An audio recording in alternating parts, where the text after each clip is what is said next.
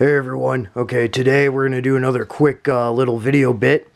We're going to talk about the essentials of some of the stuff you should have in an emergency bag or a go bag or in your kit when you're out hiking, camping, going to war, whatever it may be when you're out in the sticks or for an emergency situation and application should you get stranded. One of those things is a metal flask. This is a Coleman brand one. They are very inexpensive, but very effective. They seal properly. You can use this for water.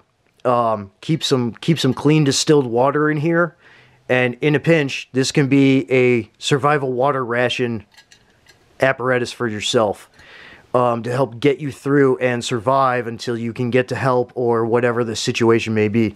Yeah, they're great for alcohol too, and sometimes having a flask with a little bit of booze is a great morale booster and a pick-me-up as well as a disinfectant and other uses and purposes for alcohol. But with the flask, this is extremely useful for water reservation as well.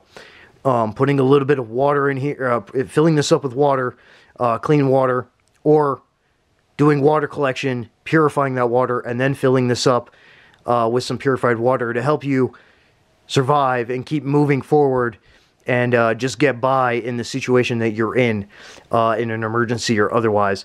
Very useful little piece of kit. Takes up little to no space. You can keep it on your person or in your bag, whatever it is, in a jacket pocket, whatever it is. They're not big, and there's enough water in here to help keep you going for at least another 2 days.